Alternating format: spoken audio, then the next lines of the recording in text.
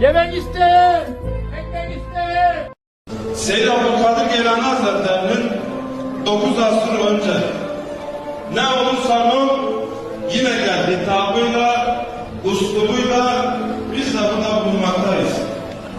Onun izinden giderek dergahının önünde yemek isteyen, yatmak isteyen yok mu? Gelsin sesini duyup gönüllerini işlemiş, ruhunu işlemiş, hayatını işlemiş olarak biz de Gavz-ı Hakk'a arayanlar, Hakk'a çağrı dergahı olarak Seyyid Abdülkadir Geylani Hazretleri'nin mirasını anlamış, idrak etmiş, bu hizmete gönüllü olarak